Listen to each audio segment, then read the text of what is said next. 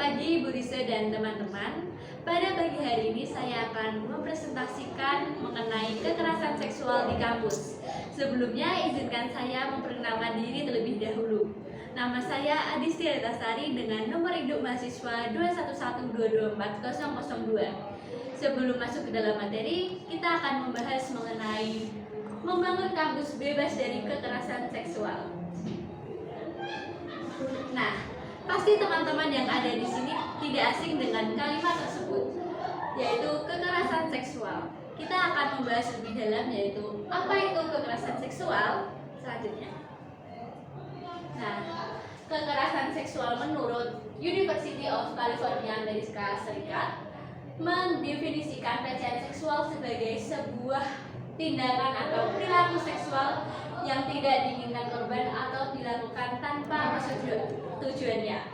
Lalu menurut WHO, kekerasan seksual diartikan sebagai suatu perilaku merendahkan, menghina, melecehkan, menyerang organ reproduksi tanpa persetujuannya.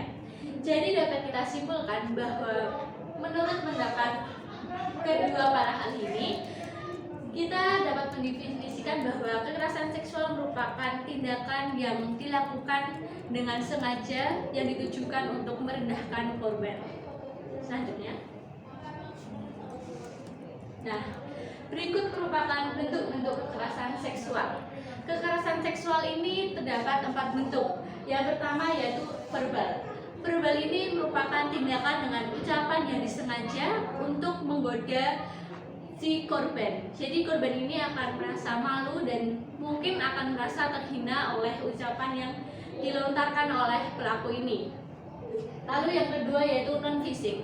Non-fisik ini dilakukan dengan cara mengatakan hal-hal yang menyangkut ke arah yang seksual seperti itu.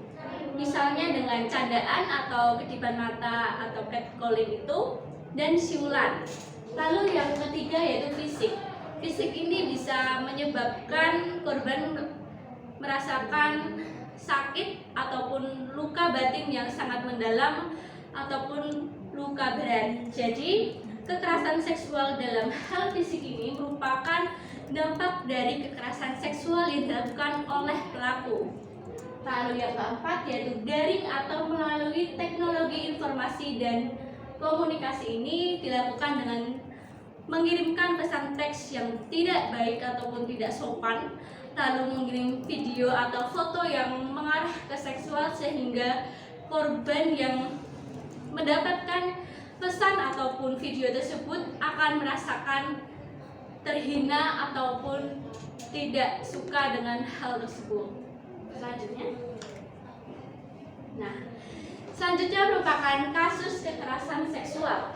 Kita tidak lepas dari berita-berita tersebut karena berita tersebut juga viral dalam sosial media khususnya di Twitter. Nah, yang pertama kasusnya yaitu kekerasan seksual yang dilakukan oleh Gubernur BEM Visip Undri. Yang kedua, kekerasan seksual korban dengan nama samaran Agni, mahasiswa Hisip UGM. Nah, mahasiswa Agni ini ketika KKN mendapatkan kekerasan seksual, dia diperkosa oleh atasannya. Setahu saya kalau tidak salah yaitu BEM. Lalu dia dikeluarkan oleh kampus sehingga ketika dia ingin mendapatkan keadilan dari kampus dia tidak bisa karena menganggap bahwa dia tuh menjelek-jelekan nama kampus tersebut, sehingga pelaku yang melakukan kekerasan seksual tersebut dibiarkan begitu saja berkeliaran di area kampus tersebut sehingga nama samaran Agni ini merasakan dia tidak mendapatkan keadilan gitu. Lalu yang ketiga, kekerasan seksual dengan iming-iming rapat anggota BEM. Nah, sekarang ini sering sekali mengadakan rapat gitu. Jadi ketika melakukan rapat ini, kita sebagai kaum perempuan harus lebih hati-hati agar kita tidak mengalami hal-hal yang tidak diinginkan. Selanjutnya. Nah, selanjutnya yaitu penyebab kekerasan seksual. Yang pertama yaitu budaya patriarki yang melekat di Indonesia. Budaya patriarki ini lebih merendahkan kaum perempuan sehingga kaum laki-laki ini cenderung lebih tidak menghargai kaum perempuan tersebut. Terus yang kedua, adanya relasi kuasa yang timpang antara pelaku dan korban kekerasan seksual. Jadi pelaku ini memiliki kekuasaan yang lebih tinggi sehingga korban ini merasa dia berada di bawahnya, sehingga korban tersebut tidak berani untuk angkat bicara. Lalu yang ketiga, budaya victim blaming yang banyak terjadi sebelumnya.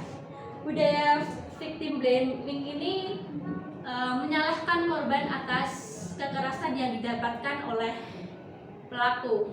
Jadi orang-orang lebih banyak menyalahkan korban daripada pelakunya, seperti itu. Lalu yang keempat, pihak kampus yang menutupi kasus kekerasan seksual.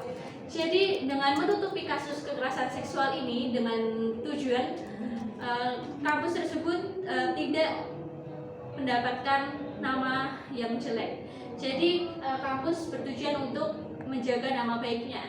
Padahal hal itu merupakan hal yang salah dan merugikan korban. Selanjutnya, berikut terdapat grafik kekerasan seksual. Dapat kita lihat bahwa universitas menempati kedudukan grafik yang paling tinggi, yaitu 27%, sedangkan pesantren mendekati hasil 19%, SMU atau SMK mendapatkan 15% dan SMP 3%, TK, SD dan SLB 7%. Selanjutnya, nah, kita sebagai kaum wanita atau laki-laki, kita juga tidak akan lepas dari namanya kekerasan seksual tersebut. Maka dari itu, terdapat cara mencegah kekerasan seksual. Yang pertama yaitu kita dapat menegurnya langsung. Jadi dengan menegurnya langsung, pelaku dapat menyadari bahwa sesuatu yang dia katakan atau tindakan yang dia lakukan itu merupakan hal yang tidak benar. Lalu yang kedua yaitu berani untuk berbicara terus terang terkait kekerasan seksual yang dialami. Jadi sejauh ini para perempuan itu tidak berani untuk speak up atau berbicara terus terang karena mungkin akan dicap jelek oleh masyarakat ataupun korban sendiri malu untuk mengatakannya. Lalu yang ketiga, melapor pada pihak yang berwajib. Nah, dengan kita melapor kepada pihak yang berwajib, maka kasus yang kita alami atau permasalahan yang kita alami akan terselesaikan dengan baik gitu. Lalu yang keempat, merekam kejadian sebagai bukti otentik. Jika kita tidak dapat merekam bukti itu, kita dapat menyerahkan bukti berupa teks jika kita mengalami kekerasan seksual melalui media sosial. Seperti itu. Lalu mahasiswa, dosen pendidik, dan tenaga kependidikan harus berperan aktif dalam mencegah kekerasan seksual. Nah, di Universitas Sanata Dharma sendiri sudah membuka PPKS. Jadi kita ketika mendapatkan kekerasan seksual, kita bisa melaporkan kepada PPKS. Selanjutnya, berikutnya yaitu penanganan kekerasan seksual. Jadi supaya kita yang mendapatkan kekerasan seksual, kita dapat tahu bagaimana penanganannya. Seperti itu. Penanganan yang pertama yaitu kita dapat melakukan konseling terhadap psikologi. Tujuannya yaitu supaya mental kita dan kesehatan batin kita dapat baik-baik saja dan mungkin akan menyembuhkan secara perlahan. Lalu adanya pendampingan dari penegak hukum, yaitu ketika kita mendapatkan bantuan dari penegak hukum, maka kita akan melakukan prosesnya dengan lancar seperti itu.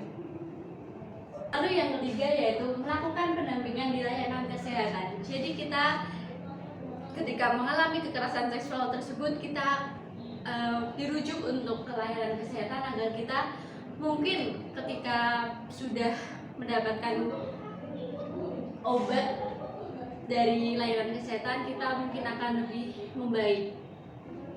Lalu masa pemulihan yang dilakukan oleh korban kekerasan seksual tidak hak dalam pembelajaran. Jadi kita tidak dikucilkan ataupun didiskriminasi dalam kelas ataupun dalam suatu lembaga pekerjaan seperti itu.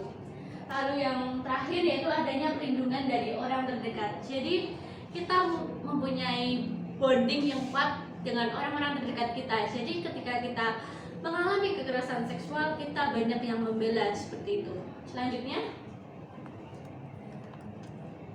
berikut sumber referensi yang saya gunakan. Selanjutnya, sebelum mengakhiri presentasi pada pagi hari ini, terdapat beberapa poin penting yang dapat kita garis bawahi, yaitu kekerasan seksual dapat terjadi di mana saja dan kapanpun itu. Lalu yang dapat menjadi poin penting kita pada pagi hari ini, kita dapat mengetahui bagaimana cara mencegah dan penanganannya. Lalu kita di sini berhak untuk dari mengatakan yang sebenar-benarnya, sejujur-jujurnya tentang apa yang telah kita alami, dan kamu berhak mendapatkan kebebasan dari kekerasan seksual dimanapun kamu berada. Sekian dari saya. Jika ada salah kata, saya mohon maaf. Terima kasih.